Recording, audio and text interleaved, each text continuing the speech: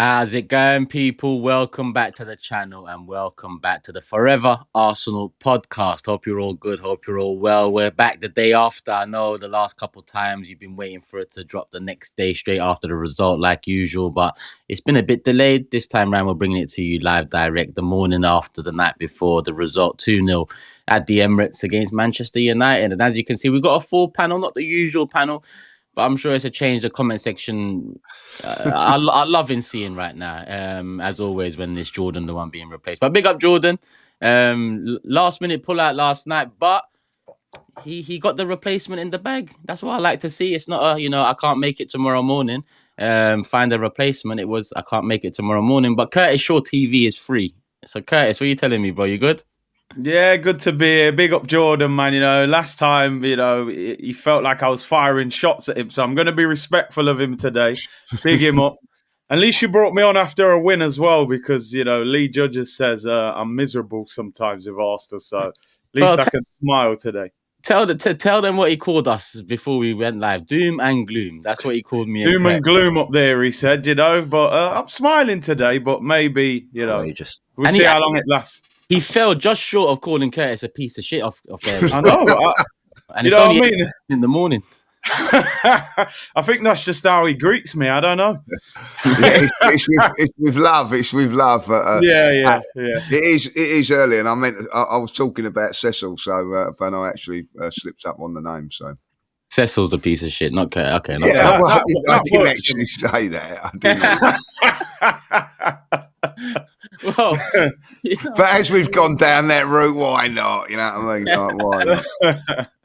Why not? Why not? And big up James and Lee, obviously, back in the building as always. All right, people, hit the like button. Let's get to 1,000 likes nice and early. And as you can see, this episode is brought to you by Manscaped yet again. It's your last chance to take advantage of the 25% Black Friday Cyber Monday offer and obviously the exclusive AFTV Forever Arsenal pod offer. There's a link in the description. There's a link in the comment section. Go show them some love, people, the leaders in men's lifestyle and grooming. The Chairman Pro electric foil shaver. It's the main deal for the Chairman Pro package, but we've also got the Power Shave Gel and we've got the Face Soother as well. It all comes in the same package. You can buy them individually, obviously, as well, but if you buy the package together, it comes with a nice little instruction manual as well, couple nice little bits from Manscaped, and a nice little carry case as well. I actually like the carry case. Nice. Big up Manscaped. Go show them some love, people. There's a link in the description, link in the live chat. Get the Chairman Pro package today. Us fellas have to look after ourselves to barbershop quality all in one. Big up Manscaped. 25% off manscaped.com/FA pod for the Black Friday Cyber Monday deals. Running out real soon, people. 25% off site-wide, all products. So go show them some love through that Forever Arsenal link, people. They'll know you're coming through us. Big up Manscaped. And yeah, let's get into it, man. Let's get into it because it's a clean sheet. It's another 3 points. It's 3 back-to-back wins in the Premier League since the international break, since the last international break of the year. 4 back-to-back wins if we include the Sporting one in there as well. So let's get into this. Special guest of today, Curtis. Usually we start with the match goer, but today we're going to start with a special guest. I didn't like how Lee made you feel before coming online. So, sorry about him, man. We've got love in here or something like, you know what I mean? Oh dear. OG's reunion at the top, so he's bringing me on first. Yeah, the OG's in the building. Come on. No, it was the it's funny, times have changed, haven't they, man? Arsenal United for me was always my favourite game, to be honest. Yeah. Just because of the rivalry and it feels a lot different now. I mean, they're calling it the social media derby, which I think says a lot about the way things have gone over the last 10 or 15 years. But I think, listen, we got the job done. I don't think we played great yesterday, to be honest. I thought first half was a little bit reminiscent of the way we played before the international break. I thought we were a bit slow. The wingers were a bit deep at times. Didn't create that much. And listen, you have to give United a little bit of credit. I think Amorim came to stifle us and press. Even Raya, they were pressing Raya. They made it difficult for us to play. But I think second half, we just did enough. I don't think we even went through the gears to beat United, which I think says a lot more about them. I've seen United fans, they're like Stoke and they're scoring from corners. as far as I'm concerned, if you can score from set pieces, that's another, part of your attack that works. It's not all of a sudden, you score from a set piece, so it doesn't count. It counts. And I remember over the years, Arsenal getting corners and thinking, well, there's no way we're going to score from this corner. We just didn't score from set pieces. So I've got no problem with us scoring like that. And I think United fans should be more worried about their team, because I saw a stat that their squad is worth 200 million more than our squad that was on the pitch last night. And when you look at players like Anthony at 90 million, Euro 50 odd million, you could go through the whole team, 200 million more than ours. And I thought they were absolutely dreadful last night. Honestly, I thought they were shocking. They never looked like scoring. I never really felt threatened by them. And like I said, I don't expect Arsenal to play well every game. I think the first 3 games back after the international break, we've been brilliant. And I think yesterday we just did what we needed to do. We had 5 defenders out. Half our defence was out. I think every Arsenal fan saw that starting lineup and went, boy, I might change my prediction and bring it down a little bit. I was on stream going, 3 or 4-0. Saw Kivior and Zinchenko, went, boy, 3-4-2. Yeah, But to be fair, I actually think, first of all, Kivior, for me, had his best game for Arsenal yesterday. Mm-hmm. He just quietly went about his business. We hardly spoke about him. And I thought, actually, who knows? You might have a future there. I think most of us thought he was finished at Arsenal. Zinchenko, I actually thought played well until he had that moment of Zinchenko madness, 2 or 3 touches, Ahmad nicks it, he grabs him. And to be fair to Arteta, he took him off, which I think was the right decision, because Ahmad, against a yellow card, Zinchenko would have been a worry. So I think you can still see the couple of areas that we need to improve. I'm still looking at us thinking we need a striker. I don't know how Havertz really stayed on for the whole game yesterday. Martinelli, I thought Martinelli really kind of hurts me watching him, because he was one of my favourite players. I thought this guy was a potential superstar, and he almost looks like he's regressed in an Arsenal shirt now. There's a time yesterday he was 1v1 with Maguire. I'm thinking, this is an all-you-can-eat restaurant, mate, with your pace. He just didn't look like he had the confidence to run at him. He just kicked the ball straight at him. So I do think Arsenal have to go into the market in January, if possible. But in terms of the result, we got the job done. Light work, didn't exert us too much. Hopefully Gabriel Calafiori back for the weekend. And I think you just tick that one off and keep it moving. If possible, it better be possible. Less than a month for January window. Lee, talk to me, man, because Gabriel and Calafiori being out, the first thing I did was look at the Man United team, and I think my, frustration or nervousness was diluted by not seeing Diallo in the starting lineup for Man United, because I felt like, if Diallo started that game, having had Gabriel and Calafiori out, the whole left-hand side of defence changing, we could have faced some more problems than we did. But, I mean, how did you feel when you saw the lineup? Yeah, a little bit nervous, but to be honest, I always felt, and I said it yesterday, because we was at home, I'd be a little bit more nervous if that was Fulham away, that because I think we could get a little bit more tested. But I always thought we was going to be on the front foot yesterday. Kivior was brilliant. I think, that's what you want. Hasn't hardly played, come in, steps in, done okay against West Ham, sort of went under the radar, really, didn't concede. I thought he done really, really well. And Man United would be probably regretting that when they've seen the team sheet, that they didn't go for it a little bit. I don't know, a little bit of tongue-in-cheek. Did they look at the weekend and think like, they've got a better chance of winning, so they rested their sort of like better players, attacking players? But they come there and done a job. They stifled us, as Curtis said, they stifled us first half. It was a nervy first half. It was a nervy first half in and around the stands and terraces as well. I don't know if you felt that in the studio, boys, but I think what was going on was causing us a little bit going at half time. Chelsea are winning 4-1. We're really struggling, looking like we're not going to score. At that moment in time, Liverpool were drawing in. Then by the time we got into the second half, they were winning, and there we was struggling and not really looking very, very good. I thought second half, we played really, really well though. We upped the tempo. Thomas Partey, I thought, had all right. First half, not great. Second half, really upped his game. And I don't know if Mikel really got into him at half time and got into the team, but I thought it was a fantastic second half performance. I think it could have been more in the end. And the big players turned up in the end, like that haven't in the last few weeks. Declan Rice, Partey, and all that. And what was really good about it, I don't know if you've really felt it, and I agree, Havertz had his worst game. It just wasn't in the game. He just didn't. He lost every duel yesterday. Just you have to give them credit. They really stopped our right hand side. They blocked that off. I thought Saka wasn't as potent as he's been in the last few weeks. I thought Odegaard looked like he's just come back from injury. The adrenaline of the last few games has got him through. This one here, he just looked a little bit jaded. But in saying that, when I got back and watched their highlights, all the good things that we did in the second half come through him.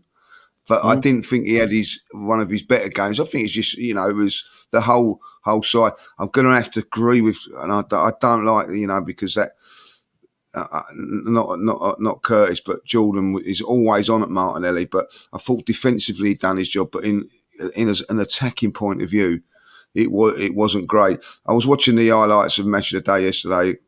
Got home, was watching the Newcastle game first, and I'm just thinking, just imagine if we had Anthony Gordon on the left-hand side instead of Martinelli. I don't really want to be saying it, but that's what Martinelli should be doing, and he's not. He's just really not. There's something not right. I feel for him because, he starts games and he's coming off and whatever, and, Trossard come on. I'm sorry, there's twice he could have laid the pass on, and he don't. He's a little bit greedy, a little playing for himself. I don't like that. I'm being really honest. I don't like it. I felt that, there's a couple of times he could have sealed the deal for me and got us a 3-0 win. Maybe because it was only 2-0, not 3-0, that I've gone off him a little bit. But, thinking of myself. But I felt he could have, on a couple of occasions, laid the ball off. But I thought, considering what that game was and everything about it, and, we know that Liverpool dropped points, I thought second half we really did turn on the screw, really played well. And do you know what?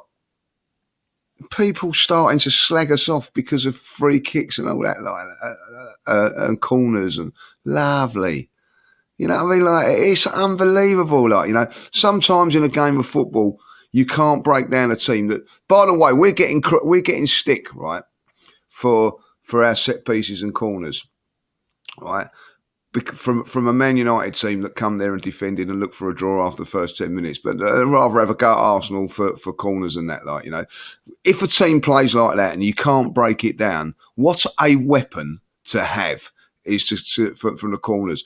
No Gabriel, and we still look dangerous at corners. And the delivery from Declan Rice yesterday was incredible, to do it every single time. So I'm bigging up the corners, because at the end of the day, that got us the 3 points yesterday. And there are times when, Curtis, you are dead right when you're saying that about Arsene Wenger. I've watched other teams go, why can't we be as good as them at free? Why don't we work on set pieces and things like that? Now we do. I love it. And that's what got us the 3 points yesterday. And that's what you need. Yeah, there was a comment on my match reaction on my channel. I forgot what the name is because it's off the top of my head, but it says, we've already been Dark Hearts FC, Park the Bus FC, and now Set Piece FC, and it's just started in December this season. And it's true, anytime there's there's no chance to knock us with this. This is a great asset to have, in your side, but it's Arsenal, and I think the way of the world online is when Arsenal are doing something, let's find a way to rip it.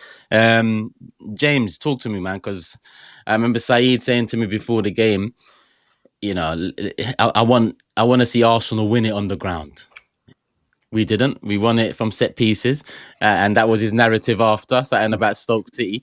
But that's the nature of the Premier League. I actually think Amorim deserves credit for the structure and the way he set up. I think Mount and Garnacho tucking in a little bit in the first half made it difficult for us to play through the middle. I think, he set up to stop us more than do anything themselves, and that was very evident. I think Man United played well defensively, but did nothing offensively. So I was never really worried about them. I was more looking at us and thinking, all right, when are we going to turn up? But James, you obviously don't watch along on this channel. How was you feeling after that first half? So I was at the game too, and Lee's right. There was some nerves, I think, also because Liverpool kept equalising. Then they find themselves 3-2 up and win 0-0. And you're thinking, oh, no. I mean, yesterday, for wherever you think we are, if we're in this title race or not, if people think, look, we're too far off, let's not even talk about it. Whether you like it or not, it was a big, big, big day in it, because Newcastle away will always be the opportunity for a team. Liverpool, City and Arsenal have all dropped points there. All right, we lost, the other two picked up draws, but we're talking about a point better. I mean, quite frankly, it was a big day, and we had Man United at home, and Curtis is right to talk about the importance of that fixture in our history or whatever, and it'll just always feel big to beat Man United. I do believe there can be a manager bounce. I do believe there can be a side excited to take on new ideas, and so that presents itself another challenge. But ultimately, with the players we had out there, the players they had out there, which you're right, by the way, we shouldn't let Man United get away with the fact that, you know, they'll say, well, look who we had out there. Okay, but look how much you spent on these guys. I mean, that's not our problem. You know, ultimately, that's where a lot of your resources went. And there's some good, you know, the likes of Mazraoui, I thought, played quite well. And actually, their defence, I think, stood up to the task largely. I thought Diallo looked dangerous when he came on. But ultimately, I saw hundreds of £1 million worth of talent not really do a lot. So for all Arsenal struggled in the first half to really create much, I actually thought we defended really well ourselves in terms of making sure they never got a foothold in the game. Dallo had a good chance, but that's kind of the only moment they had in the whole match. And maybe the De Ligt header, which, by the way, the De Ligt header came from a set piece. I imagine United fans would have celebrated that goal if it went in the back of the net. So, yeah, first half was a bit of a struggle.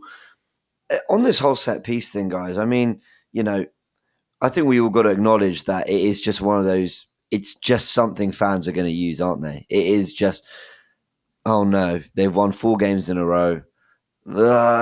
Set pieces all we have. Like that's China's what they're going to turn to at the moment, which surprises me because we're still 7 points off. So, you know, I imagine there's a little bit more they could use against us. But I mean, I certainly have no problems with being fantastic set pieces because, you know, last I checked, they all count. You don't get half a goal. You know, you get it's all part of it. And why wouldn't we want to be brilliant at it? Why wouldn't Man United, Tottenham, Liverpool, Man City, Chelsea, all these clubs, as far as I'm aware, have fantastic resources, fantastic training grounds, can also hire some of the best coaches in the world. It's one thing if we're really good at set pieces and they're struggling to defend them, but what's stopping them from being better at scoring goals from set pieces too? I mean, what's stopping them? They've got tall players. You know, they've got corner takers. They've got people with a good delivery. Be better than yourselves. You know, that's my thing. And we'll get found out. You know, this will dry up. This is just our thing at the moment. At one point, teams couldn't deal with Zinchenko inverting into midfield. We were, you know, running games. They couldn't deal with the overload. They dealt with it. And then we had to come up with something else. So they'll figure this out. But while it's a massive weapon of ours, you know, for sure be good at them. Now, the view I had of the game, second half, well, just for the whole game, second half, they're attacking my goal. Now, I'm along the goal line, but quite high up. So I had, along with the thousands of people around me, the best view of those corners. Oh, my word. I mean, no wonder Gabriel missing wasn't a problem because with Saka and Rice's deliveries, I think you could have put basically 8 or 9 players under 6 foot in the box and it still would have caused problems. Evidenced by Timber actually getting the goal, and he's not above 6 foot. The quality of the deliveries from Rice and Saka were a joke, an absolute joke. I don't know if in a Premier League game I have seen a selection of corners, delivery, set pieces taken as well as that in one single game ever in my life. I'm being deadly serious. And actually, we were quite good at it in the Inter game. And I'm not surprised we scored from 2 goals because every single time we put it into the box, it caused problems. But I also thought in the second half, the level of football went up. I think before the goal, there was a lovely move where Partey played Timber in behind. I actually think he should square it to Havertz, but he goes for the cutback. That could easily have been a goal. We had the lovely football between, I think, Trossard, Ødegaard and Havertz at 2-0. That could easily have been a third. Martinelli was certainly through on goal a few times. I thought Trossard was too. So I think in the second half, we did our thing from open play. But credit to United, I thought defended fairly well. So set pieces was what did them. And I'll take it. I don't care. It's all part of the good performance. For me, it's all part of the good performance. It is. Yeah, I don't think we played well open play because of what Lee said. More so because anytime Martinelli and Trossard had it, they didn't really, when you just want that extra bit from them, because at times Saka was like there was 4 man around him at times. They Yeah. really crowded that right hand side, and I think that's evidence alone. It should be evidence alone to a Martinelli and to a Trossard, and in some way, shape, or form to a Havertz as well, to look and think, now we've got to take some of that burden away. You know, it was 2 man for the last couple of years. Now we're seeing 3-4 man on that side because it's becoming more and more important, and it's becoming more and more evident that is the side that we're going to get most of our success from. So I think Martinelli, in particular, because it is sad to see. Like Lee and Curtis have both said, it is sad to see. We had a lot invested in him, but he's really, struggling at the moment. Listen, we still got a long season ahead. It's not a case of bringing in someone to replace him in January. It's a case of bringing in someone to add to that forward line, whether it's a left winger or a striker. We'll see. But he has got to turn it around a bit. But on the positives, I'm with you on the set piece thing. Before the game, Gabriel being out, I said, listen, it's a blow. But I think our set pieces are more about the formation, the instruction, the just everything, the delivery. It's not just Gabriel's, skill in the air, his timing, because he is the best at that in the side. But we've got units across the board, So if he's not there, I expect Saliba or Havertz to be there. A Timber was for the first goal. Partey should have been the one for the first goal. So the set piece is really, Declan Rice in particular. I know Saka obviously many assists, and he also puts in great balls from that side, the left hand side or the right hand side, however you're looking at it. But Declan Rice, corner after corner after corner, just into that 6-yard box, just underneath the bar, whether it's causing the defenders problems or the goalkeeper. But I'm with you. The consistency of quality in the set pieces, the corners especially from Declan Rice's side, it's a skill in itself. And Declan Rice has got some criticism this season for maybe not putting in the same performance level he was putting in last season for us, but he's still been awfully effective from the set pieces. Should have got the first assist with the Thomas Partey, but ended up getting it with Timber. And he leveled up in the second half. I thought Rice, he really kind of started to go through the gears. I mean, there were moments I was watching thinking every time Bruno got the ball, there was 2 or 3 occasions where he was pressing on Bruno. And that's the kind of player that I think he'd be frustrating. I think Ødegaard, who wasn't as good, Ødegaard, as he was in the 3 games before, but I still thought he did some genius moments. And I thought he showed up Bruno a couple times. But when Bruno got the ball, the Rice just got around him and would block a pass or would, just get in the way, win it back. And there were a lot more turnovers in that second half. I also thought Arsenal did it. Partey tried to do it once or twice in the first half. In the second half, we were much better just going over the top. And I was watching the game thinking, Liverpool are so good at just getting the likes of Nunez, Gakpo, Diaz, Salah in behind. And it's not always with a clever through ball. It is sometimes just finding a space and hitting it. And I think Kivior in the second half quite early, he just hit the channel at one point to Martinelli. It didn't amount to anything. We might want to throw or something.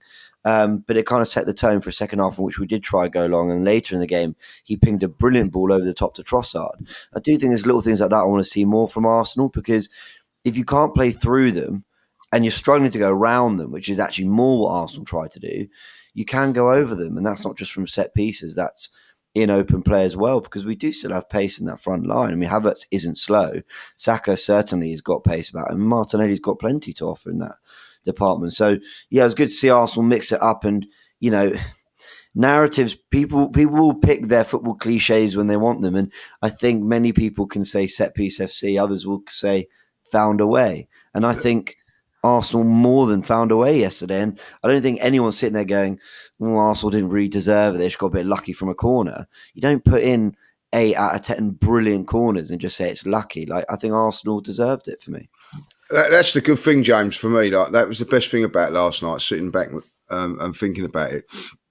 You're not going to destroy every team every week. You're not going to get 3 or 4. Sometimes you have to do a different way. Man United really went there with a defensive motive. and they've got players in that team that can hurt you. So if you're looking at it, if they'd have got a result yesterday, other teams would have looked at that and thought, "Oh, do you know what? We'll play like that and make it really hard." And they really did stifle us in the first half. But realistically, as you just said, Martinelli should have scored in the first half as well. It was a very, very good chance. Should at least get that on target. That would come from, I think, from a corner and after some good work from Zinchenko. And then, as you say, Thomas Partey had an open goal, really. So we could have actually, as much as they stifled us, we could have still gone in that game 2-0 up. Probably should have done But that was the biggest thing for me yesterday, is that we found a way. They come there, right, let's defend, let's make it nervous. And I get that. They must have sat there, so their tactic was, but look, the longer this game goes 0-0, the more they're going to get nervous and they're going to maybe do something silly, leave the back door open and we can pounce. I get that. That's what teams are going to do. But I thought we was cautious. We was calculated with our game. We did keep it very, very tight at the back, particularly in the first half, making sure that they didn't hit us on the counter.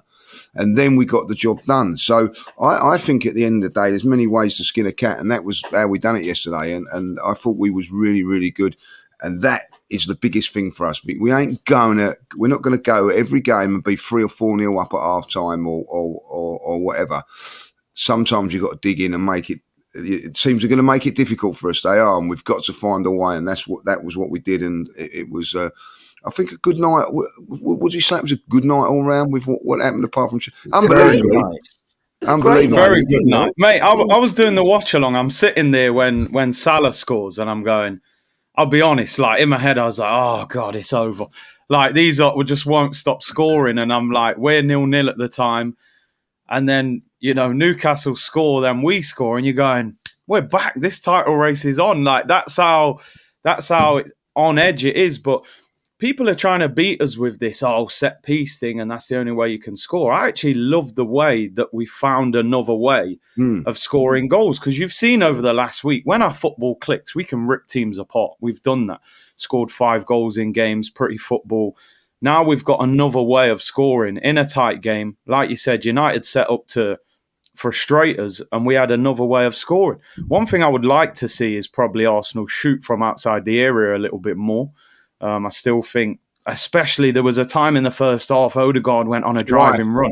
You're like, shoot. And he played the reverse ball into Saka, and Saka was under pressure. And I thought, pull the trigger there. Odegaard's got a nice left foot. It would have been nice to, I know I'm picking at things here. It would have been nice to have seen maybe one area again, get a few minutes. I'm still wondering why we're paying Raheem Sterling $100,000 a week. Because, is he here to just fill up water bottles or sell merch? Because, you're talking about a Premier League winner that he's worked with a lot, and he just doesn't. I only see him in training videos, which is crazy with him. It's interesting that he keeps rotating on the left-hand side, because I know Trossard might have gone to sleep for that West Ham goal the other day, but he got a brilliant assist, scored a goal, and he gets rested or dropped, whatever you want to call it.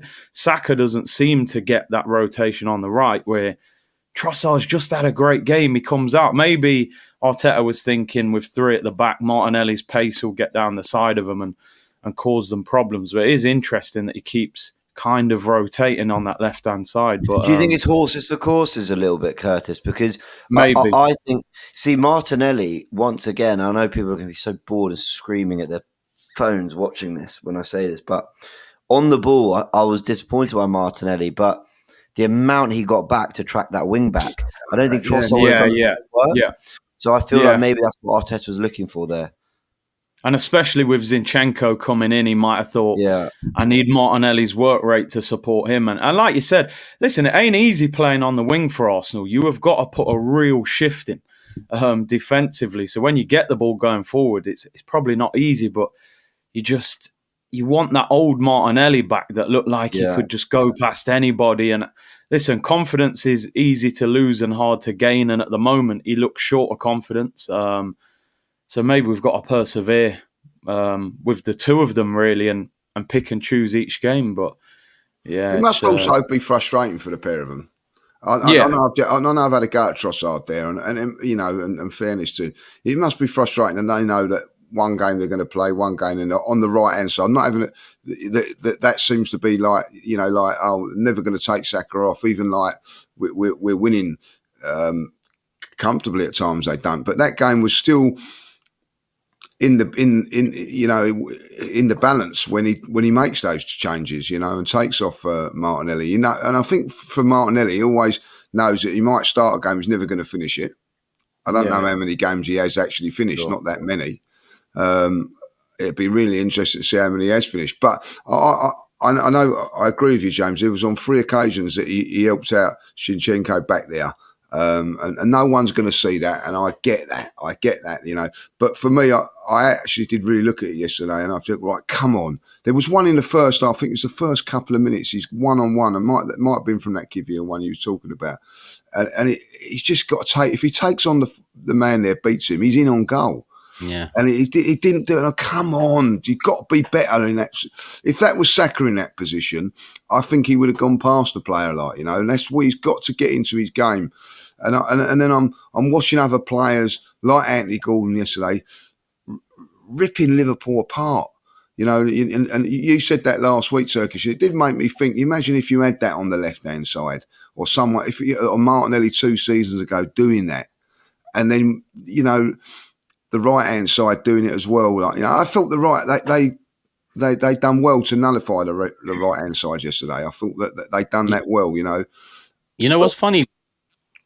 If you ask me anyone to buy right now or January or end of the season, I'm probably going with like a Rodrigo for the left wing over a striker first, if I'm honest with you, if the availability is there, because I actually think we need a striker. Listen, people know I think we need a striker, right? But we also need a left winger. And I actually think Havertz has been given more from the position he's in that attacking line than Martinelli has been given for the last 12 months or so. So off that fact alone, the only way I make an argument for Martinelli is looking back 18 months. And that argument is very thin if you're going back 18 months to make an argument. So if we're looking at the front three now and saying, all right, like I'd love a Gyökeres, people know this. I'm not saying don't, but there'd still be an issue on the left. Whereas if we were to bring in a left winger first, maybe, I feel like Havertz, I don't know, you might even get more out of Havertz or not care about the less you're getting from him in that position because you've got another winger like Saka who's producing the goods. Did you see the Isak goal? You know what? Just about to say that. My days. You know what, Havertz yesterday? I'm a big Havertz fan, but those are the games when you do look at it and go, that's when we need the striker, because I just think he was not, that's what someone that's going to get the. And I don't really mean to be horrible when I say this. Havertz is never going to get a goal like that last night, like what he did, just pushing it past Van Dijk and smashing it in. Like he hasn't got that in his locker. He's a different player, I know, but that's sometimes that in games like that, that's when you need that killer up front. It's tight, and even though it's 0-0 and all that, I still see Havertz linking up play on the wing and all that, a real goal scorer, an horrible goal scorer, wouldn't be doing that. He'd be in the box and trying to. And that is when those sort of games is when you need a killer, I think. Mm-hmm. Should we give credit to? I know we kind of mentioned them briefly, but I agree. I thought Kivior was brilliant coming in. Saliba led. I thought Saliba was man of the match. Had one of his best games in an Arsenal shirt, which is crazy to say because Saliba's had probably 50 of them. But I thought Kivior did really, really well. Yeah. And what I loved about it was Højlund clearly targeted Kivior. And it wasn't like Kivior bullied Højlund, actually far from it. I just thought he read really intelligently when he could and couldn't win it. And if he couldn't, I really liked the second balls that were picked up by Zinchenko, Rice, Martinelli, Saliba, the players around him. So Kivior almost had if he didn't win back possession, it was a slow down job. Just hold him, slow down the tempo, get around. And we almost always won back possession. Even when they went down Kivior's side, we dealt with everything really, really well. And ultimately, United, who I thought did plenty of good things on the day to sort of slow us down, stifle us, ultimately didn't really do that much to test our goal, and that's a big credit to Saliba and Kivior. But I thought he also looked really short in possession. There was one moment in the first half when they hit the channel, and you think he's just going to roll it back to the goalkeeper, but he turns back and he's facing forward, and he spun the striker, and I'm thinking that's really good, man. That's confidence. I remember that. Yeah, I like that from Kivior. He had a really good run last season at left back, struggled against Sane, came out of the team, and look, he was never a left back, but I never even thought there was a great player in Kivior, but I thought that was better than we'd seen, because basically Arteta's always played him out of position, in position, against a side that, to be fair, didn't throw much at him. I still thought he looked very assured, and I keep saying that we don't need every squad player to come in and be as good as the player they're coming in for. But they should be able, and this is not me throwing shade at Man United, it's genuinely not, but obviously they're not at their best this season. They're going through a new phase with Amarim coming in.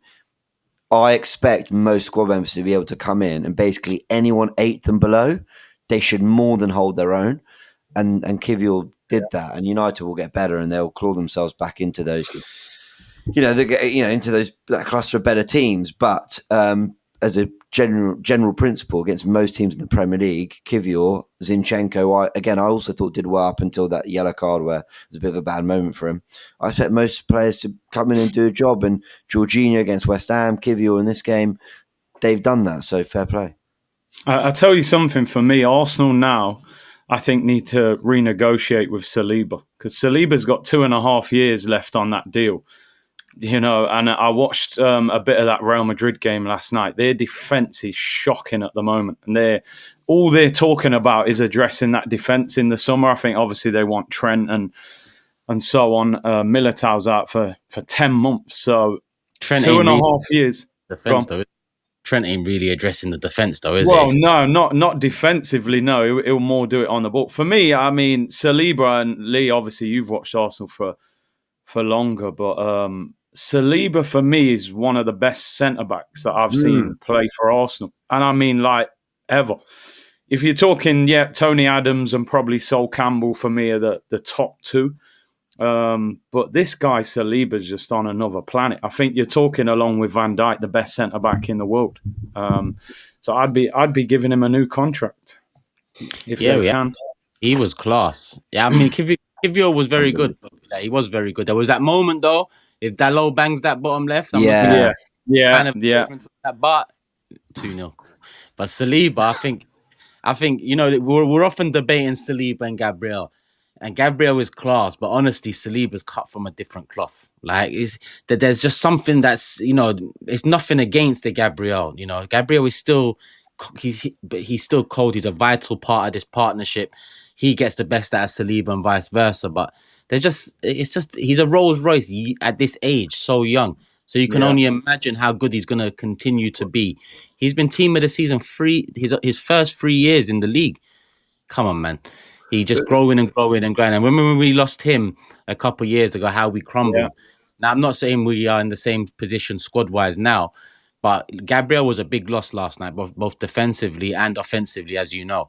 Saliba just, calmed things down. Kivior, that moment from Kivior, I think, was it the second half when he turned out? Was it that moment you talked about? It was first half, but he might have done the second half, yeah. That was out of the book of Saliba. So I feel like having him next to him there, and Gabriel's reaction at the end, grabbing Kivior. So obviously they're helping him along the way, and there's that team ethic. But Saliba's just, we need to Real Madrid, go for Van Dijk as well. He's a free contract. He's a free agent. Why not? Just go take him and Trent. Double swoop. Double swoop. Free. Saliba yesterday, what he done yesterday was he become the aggressor as well. That's something that we don't.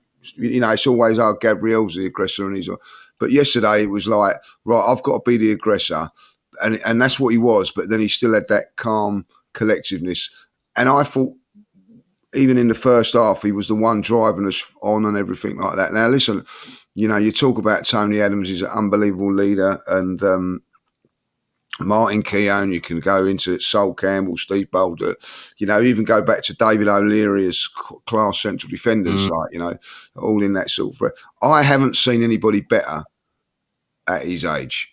and like Tony Adams was like struggling a little bit. Had a first couple of good seasons, if you remember, and then probably had things off the ball. Maybe it'd have been different with the way football is now. But I look at Tony Adams and I thought, like, was Tony Adams world class? Yes. Could he have been even better? If he had pace, he would have been even better. Because he could read a game, he was physical, blah, blah, blah, blah, blah.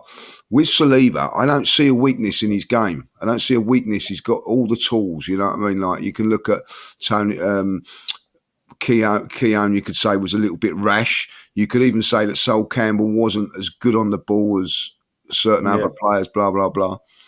But he's got it all. He's very, very good on the ball. He's got pace, he's got power, he's got strength. And he reads the game for a young person very, very well. The times he just comes across, the ball comes across and he just comes out and gets the ball, makes it look easy. And I thought yesterday, like, you know, I know like that you have to look at it and go, right, okay, Man United weren't really at. But sometimes you have to be, those games you have to concentrate so much more because you're not getting the ball and things like that. I just thought he just was so sound and is so mature. And is he world class? Oh, no doubt about it. Yeah, I think he is. I think he is. I think that when you're talking Van Dijk, he's very similar. He's, you know, and let's be honest, Saliba is better than Van Dijk at his age. I'm not saying that he is now, like, you know. So where you know, the ceiling on him is incredible. And I'll tell you the other thing you have to give him credit for, which people probably don't, is his temperament. He very rarely gets involved with players. You know what I mean? There was games yesterday. You know, like, he was mugging Ireland off a few times, and it was a little bang into him, and it doesn't ruffle him or whatever. So assured in his performances as well. Like, you know, he's just so mature for his age. It's incredible. I think he is world class. Yes. Yeah, you two agree with that as well. You said no doubt, Curtis. Oh, listen, I'd put him probably with Van Dijk, best two centre backs in the world, I would say. Yeah, to be honest, I reckon he gets in every club team in the world. Saliba, I don't think there's one team he doesn't get in. Easy. He's that good. And like Lee said, you're bang on. Like, for 23 years of age, the maturity, and I think he showed leadership yesterday. You know, that was almost a captain's performance. And I thought, okay. We always talk about Gabriel and, you know, the aggressive. And like you said, Saliba showed that yesterday. Even the celebration, you know. I mean, it basically hit him on the backside and went in, and he celebrated like he'd scored a 30-yarder. Did the Henry knee slide and then jumped into the fans. I thought, damn, we need this guy at the club long term. I look at him, and you know, we don't need any reason to crave to want that Premier League title. But when you look at players like Saliba, you think, you know, as much as you need to give us one, we need to give you one. You know, real soon. Because, you know, some of the players we mentioned, like Tony Adams is Tony Adams not only because of the quality he had for us, but because of what he did for us, what he wanted. And I think that's the missing piece. I think Saliba can start, you know, being core to us winning things, and he's already core as it is. He deserves to be winning things. That's how good he is. Then, you know, I mean, that this conversation in centre-back and talking about our best ever, Saliba will be there because the quality it's a given. You know, we haven't seen anything like it. Yeah, so if we can get those titles, if we can get the you know, just please, because there's been players over this Emirates era that Cazorla, I'm sorry we couldn't deliver something for him, and likewise him for us, I think, you know, injury-wise. Van Persie, in the end, he turned out to be a snake, but I'm frustrated that we couldn't, you know, Fabregas, I'm frustrated that Alexis Sanchez turned out to be a snake as well, but I'm frustrated. Let's not do this time. We've got class players. We've got players that opposition fans would take, you know, any day of the week. We've got a young core quality. We need to just get things over the line now because they deserve it. We need it. We deserve it as fans. You know, people think that's entitled, but people don't understand. Arsenal fans have been through something unique to any other fan base. We was at the top of the game in terms of the league, Champions League final. 20 years later, not having won anything major since that time. You know, I'm sorry to sound a bit entitled, but come on, we deserve a major trophy. We deserve the Premier League. We've been very patient. And There's that Saliba, Odegaard, Saka. I mean, come on, man. Let's do this.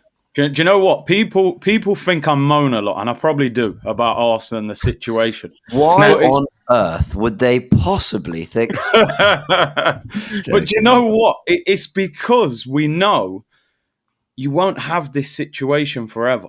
You know, United have been awful.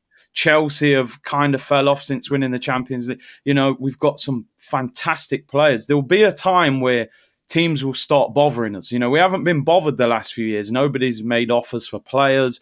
We've put long-term contracts. We can just go about our business. Yeah. You know, Arteta's not a year or two into this project. He's 5 years in. So, like you said, the difference with Saliba, whether he becomes like a club legend or not, is going to be, well, what did he win when he played for Arsenal? If he just left us in a year and went somewhere else, people go, we didn't win nothing for you. Great player. You know, Alexis was a great player, couple FA Cups. But like you said, what separates a Saliba from an Adams? Adams has lifted titles and won major trophies at the club. So we have to strike while the iron's hot. We're supposed to be in a good period for our team right now. City have fell off this year. We have got to take advantage of that, however that looks. I even think the Champions League's wide open, and people will laugh and say, oh, you've never won it.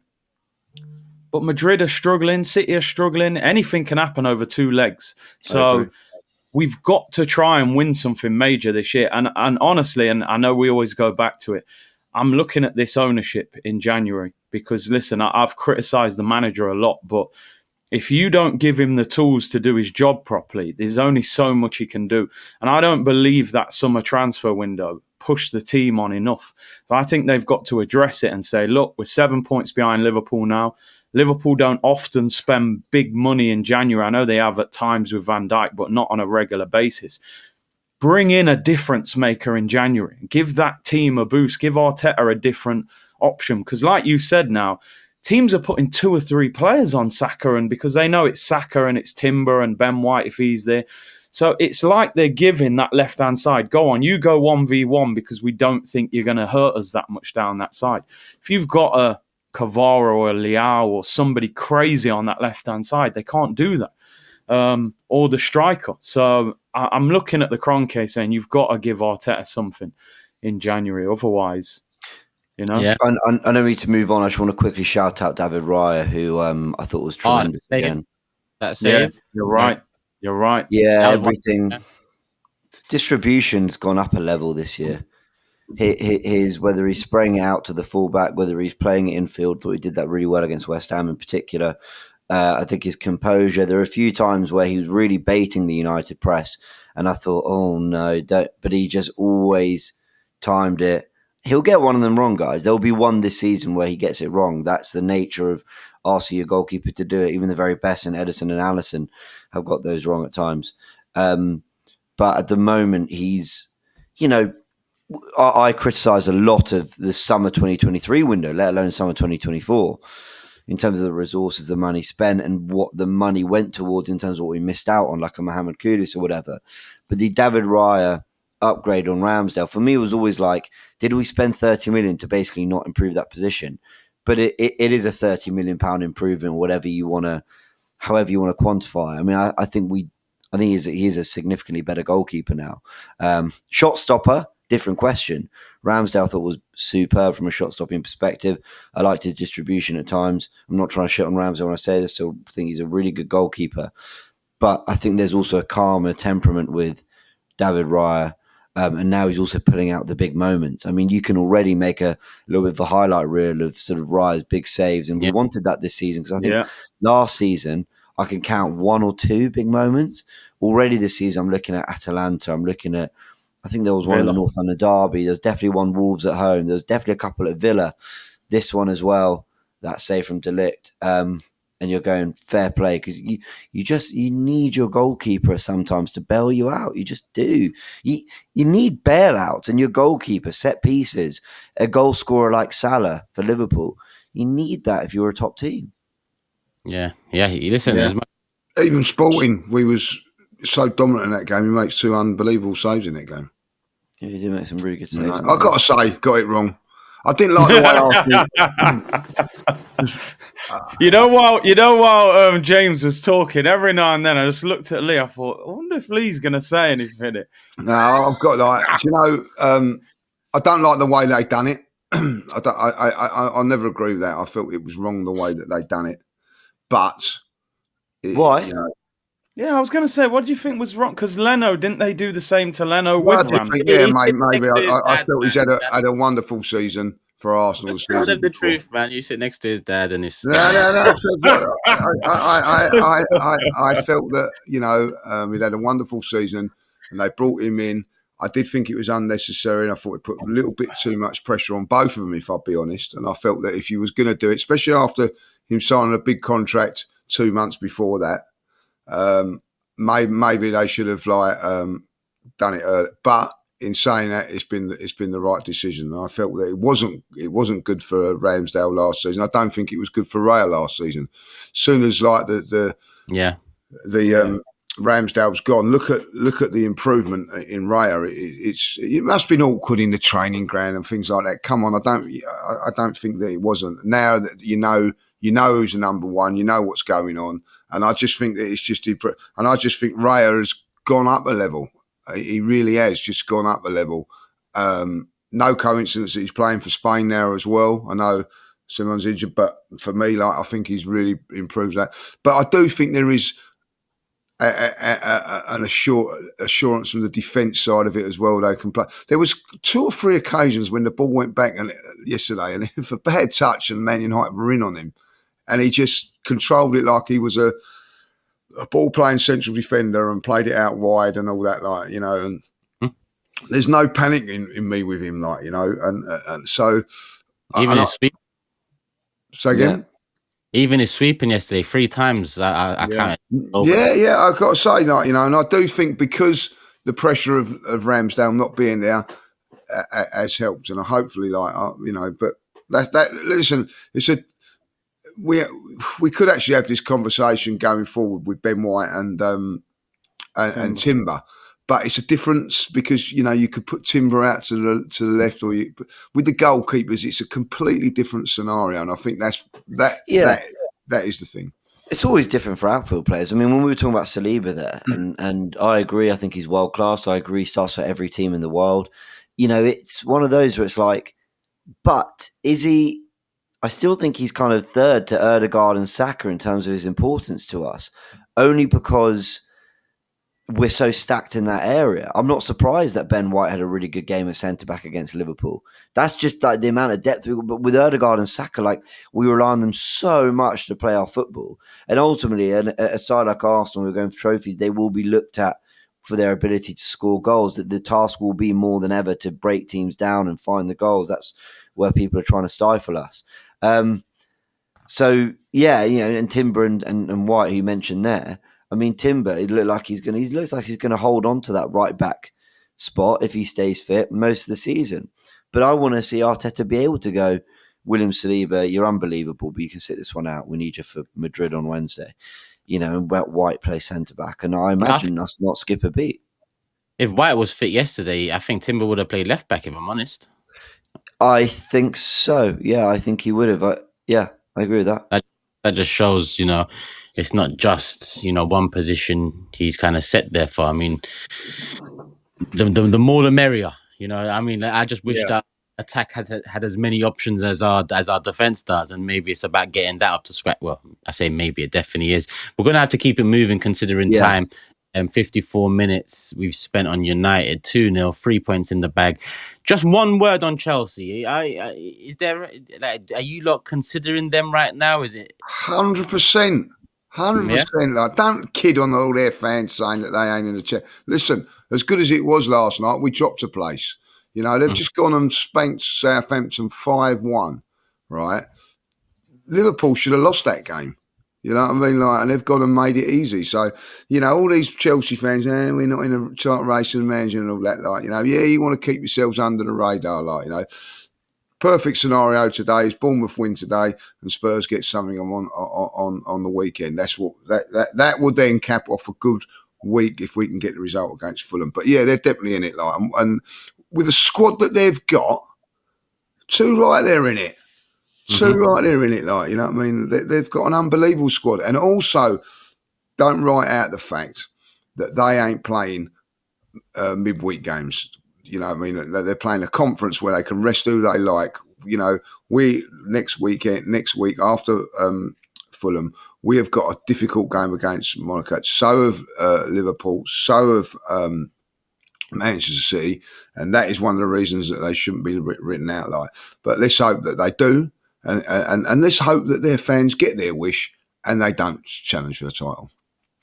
Yeah, I mean, I think Lee makes a good point there. I'm about to give Chelsea a lot of praise, but it's worth saying a lot of money spent. I don't think.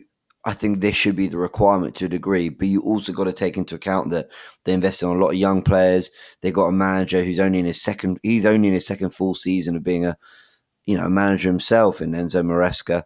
I think the most when the kind of penny dropped a little bit for me with Chelsea was I didn't understand why they didn't get more praise for their performance at Anfield. A lot of people went, yeah, it wasn't a great game. I thought they played well there. I really did. I actually thought Liverpool probably edged it on the day, but I actually thought they you could argue done enough to get a point.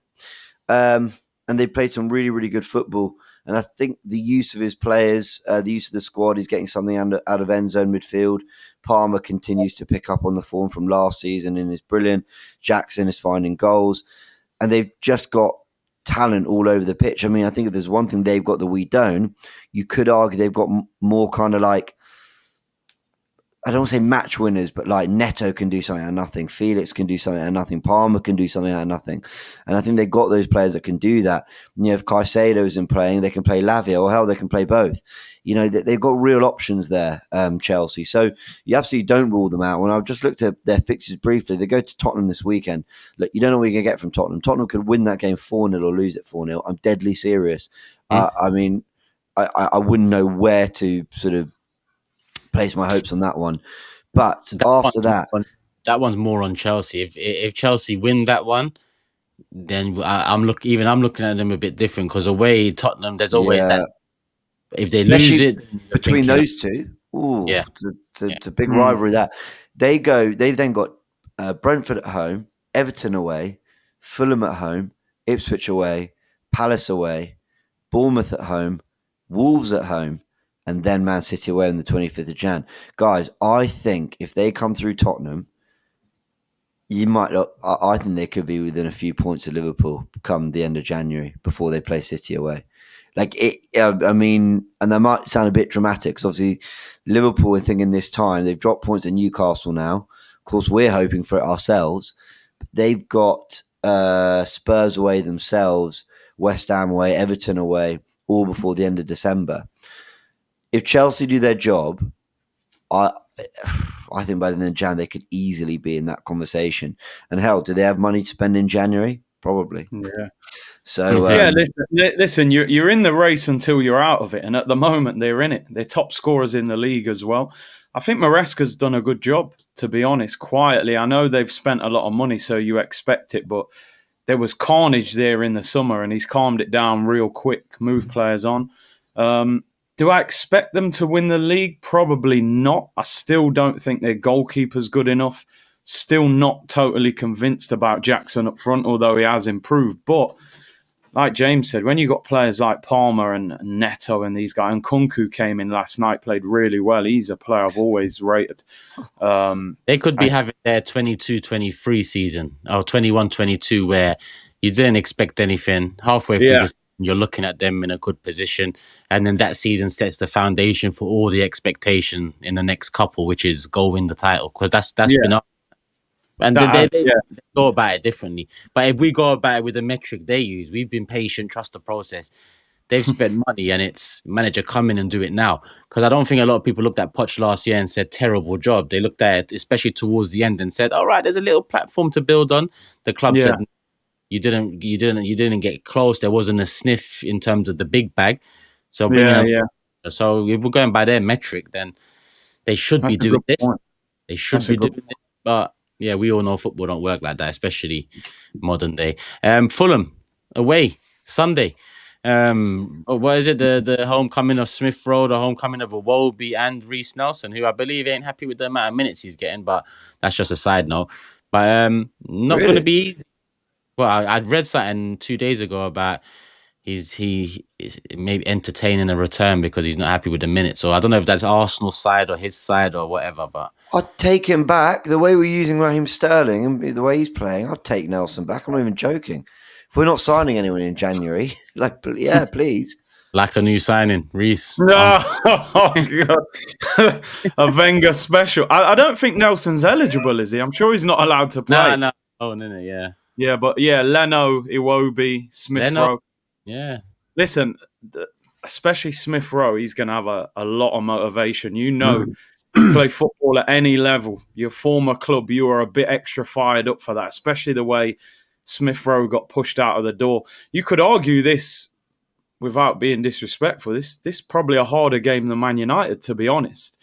With the way they played, I think Fulham will actually have a go at us and try and score goals. You know, Silva has got them on the front foot. We all know, we had that horrible result that year at Fulham where we ended up losing, didn't play well. I think Eddie played up front that day, so we've got to overcome a bit of a ghost there. So these are the games really that sometimes worry me a little bit more with Arsenal, because they're kind of those games where as a player you have to motivate yourself. You don't need to motivate yourself for Man United at the Emirates, on a Wednesday night, but 2:00 on Sunday at Fulham, you've got to make sure you handle business there. So I think this is a very important game for us. We've got a reasonable run of fixtures coming up at the moment, with one or two tricky ones as well. But it's another... Every week I'm kind of like, it's a must-win. You can't afford to drop points in a game like this because of what happened previously. So I think there is pressure on us with the ex-Arsenal players there. But I do expect us to win. We've been in brilliant form since the international break. We're scoring goals. We're not really conceding goals. And Fulham play tonight as well. So obviously we've had 24 hours more rest than them as well. So listen, I think it'll be a tough game, but I am expecting an Arsenal win, if I'm being honest. It could be a game heaped in pressure. Everton, I think, just scored 4 last night. Yeah. I expect Liverpool to beat Everton, because Everton have been really poor this season. But what if? What if Everton, who you expect to sharp for the derby, what if they even nick a draw there? And suddenly we know that there's a chance to close that gap to 5. City go to Palace. We know Chelsea about to travel to Tottenham just after us. That could be a game heaped in pressure. And even if they all win those games, the pressure's there anyway. because if we don't, City have suddenly caught us after that terrible run, and we're back to where we were at the beginning of the week behind Liverpool at quite a distance. So there's... I found myself during the watch-along yesterday on the Big Six, I saw McAllister get a yellow card on the app, and I slightly went, yes, because he misses the game on the weekend. So I'm getting dragged back into, because, naturally, I did say there's going to be roller coasters. It's going to be a roller coaster. It's just... it's a real test of... when people say, are we out of it? Do you think we can win it? It's very easy here on camera to go, no, like 9 points, we can't. But in that moment, man, I was sat there next to my dad watching the game, and then every time the ball go out of breaking play, it was a Liverpool score. Yeah. That shows you do believe a little bit. You do hope. A Big Bang Theory intro, with all the numbers going, you start doing maths, you start thinking, shit, we quantify this with this, and we carry that over and fucking do X. Whatever you say, Liverpool Pythagoras theorem to the title, mate. I'm telling you, I don't mind. Whatever you say, Liverpool have got they have the toughest game against Everton more than any other team. That's the toughest game that they're at. Everton away is tougher for them than it is for any other team. So there's every possible chance that Everton can get something from this game. They've got to go to Tottenham in a couple of weeks, where that'd be difficult because Spurs would be wanting Liverpool to win, but like they do every year, they want someone to win. But if Spurs could get something against Chelsea, and then in a couple of weeks' time, they're still in a fight for Champions League. That's not easy. It could drop points there. All of a sudden, it's down to 3 or 4 points, and then it's a game on for everybody. Yeah, Uh, we need Last ever Merseyside derby at Goodison Park before they moved. So can you imagine the emotion for Everton in that game? So yeah, that's a great point. Be fired up. Great point. Yeah. They should be. All right, let's do some predictions for the Fulham game. Let me bring up the table. Everyone got a point. No one predicted 2-0. Oh, come on. Hey, you three, come on. No, I'm disappointed. 2-0? No. Hey, listen, boys, I'm disappointed. James, I thought you went 2-0. I went 2-1. Oh, why didn't I go 2-0 then? No, I consider you three footballing guys, and you've let Jordan get top of the league, Turkish bottom. Aye, man. Bro, I tell. Come on. As the host, you can't be seen to be running away with the league. Look, I've got 2 stars there already. They're gonna say corruption, 115. Some seasons you need to go under the radar. That's what Man City fucked about 6 in a row. Nah, sometimes under that radar, please. And then Did you see Arne Slot's joke about the Yeah, I did. What did he say? I ain't seen that. I had to double check it wasn't AI or something. He was like, they asked him about what was it? Salah. Salah said it was his last game against Man City. Man City, yeah, that's it. Yeah. The Slot was like, oh, maybe he knows something about the 115 charges. Knows he won't be playing them next season. And they went, that was a joke. I was like, glad you said that, because we all know it is, but you know how sensitive some people can be. Like, that was, especially Pep wouldn't have liked that. I'm telling you, he'll probably come out with a jab soon enough. But Salah's he's really annoying me. I mean, he's so good.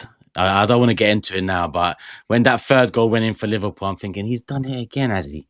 He's doing it again. What is this? A last hurrah, and he's going to bounce with another title. Finish as well.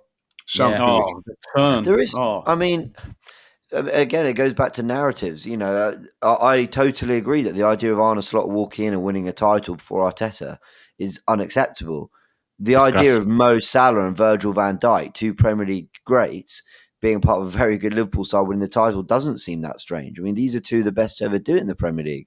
Yeah. So, Salah, it's just like, it's incredible. I'll be real with you. I thought a year or 2 ago, do you remember he struggled a bit after AFCON and they missed out and they think they lost the Champions League final? Yeah. I thought we might be seeing that he went through a good 6, 7, 8 months of just not being at it, Salah. And I thought, I think it might be coming to an end for him. But he's one of for me, he's the best right winger to grace the Premier League, in my opinion. There's a bit of, and listen, this is not me comparing people. Calm down, because I know this hive is strong.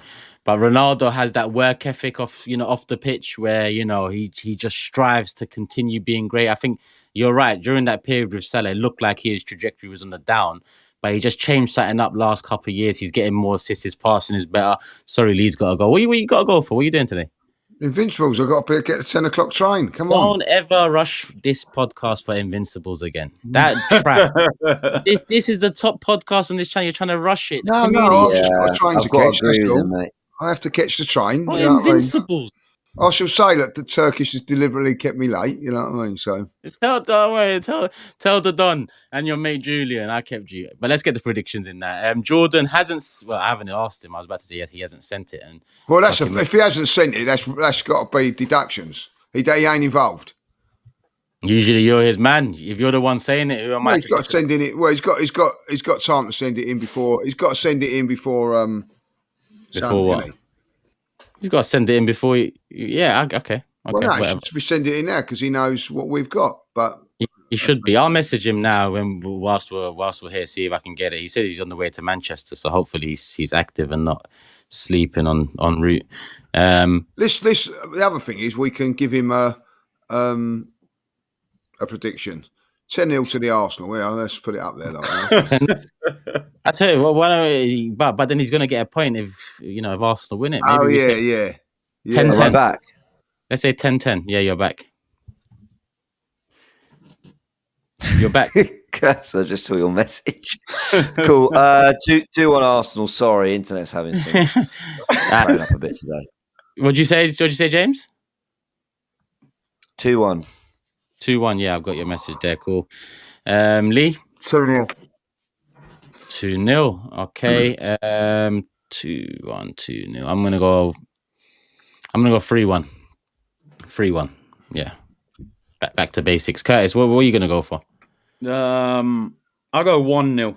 I think it'll be a tight game. 1-0. Cool. 1-0. Do you know? I've done a survey. I looked in. Do you know what statistically, James might know this, is the most common result in football?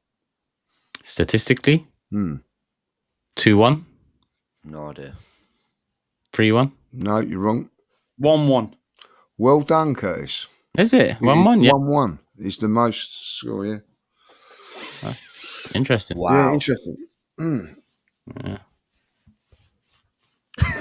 I'll tell you what, Curtis is a football man. Like, you know what I mean? The man is a football man. There's no two ways. Silence there. We was waiting for something else, and we were like, "Oh, that's the end of it."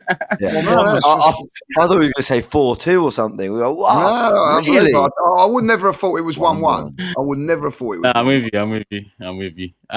Comments of the day to wrap it up. Is everyone ready or not? Yeah. Hold on, Yeah, let's do it. Go on, I'll fly in there. He's got a train to catch. James in the coach's office, Turkish in the studio, Jordan sent to his room, and Lee in the shed. Couldn't ask for better backgrounds for my favourite podcast. Keep up the good work, boys. I mean, I knew it at the time, but watching it back, I really did look like one of Arteta's member of staff.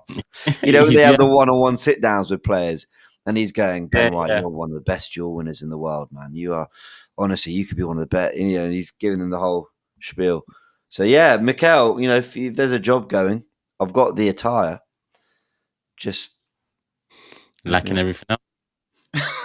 That's nice of you. Sorry, but you set me up, man. If someone sets me up, I'm gonna score, brother. But yeah, let me get a couple comments. What a tosser! Anyway, on we go. Not the first time, won't be the last. I was watching the West Ham game in the pub, says PJ, and 2 Tottenham fans were sitting behind me when the 4th goal went in. One said to the other, "How good would they be if they had a striker?" Made me think of Turkish. Great content, gents. Thank you. Big up PJ. And that Nicholas Jover's his name, yeah. I'm there calling him Nikola Jovic on my match reaction yesterday, trying to give him credit. Is it Nicholas Jover, yeah? So who the hell's Nikola Jovic? Nicholas Jover, yeah. A basketball player. There was a Jovic. Basketball player. Is that the one that the Kroenke signed? Jokic, good player, he was. Not Jovic. Yeah, Jokic. Yeah, man. But yeah, you mixed it up anyway. Yeah, we move. League on. I've got one where I don't really understand. Like Lee Judge's OnlyFans featuring Sophie Rose and Edu. I quite like that. You know what I mean? But I don't know what that's about. So I'll take that one. And Nicholas Jover's work experience, obviously talking about James when he was in his tactical stuff, and I thought that was quite good. Like, you know, so very appropriate. From very inappropriate to very appropriate. Yeah, I thought that. Appropriate's the word. Yeah, sure, cool. The show's a roller coaster. Edu is on gardening leave at the moment. Like, you know. Nah, the image in my head. Get it out, please. All right, we're gonna wrap it up. All right, Curtis, big up Curtis. All right, people, go subscribe to Curtis. Road to 100k is there. Make sure you show him some love. Obviously he's a regular on this pod, regular on the channel, but obviously he's doing big stuff, good stuff, consistent stuff on his channel. Show some love to Curtis Shaw TV, and as always, the Gooniverse, James's channel, Lee Judge's TV, obviously Lee's channel, and I'm on 97k now on my channel, people. Turkish LDN. So if you can go over, subscribe, closing in on 100k. I can't believe it. Didn't think I'd hit 10, but I'm closing on 100. If you're not subscribed, go subscribe. Even the haters, why not? Just go do it and grab that VPN too whilst you're at it. But this ain't a VPN show. This is Manscaped show. Before I forget, there you go, people. The Chairman Pro. Grab that Chairman Pro package. Manscaped, 25% off. Use the link in the description or the live chat, or you just type it out /FA pod if you're of the Lee Judges era and have to type in every individual letter out. That's what you got to do, people. /FA pod. This has been the Forever Arsenal podcast. I'm going to allow Lee to go do Invincible. Catch it if you want. Catch it if you can. Yeah, I wouldn't advise it. Peace.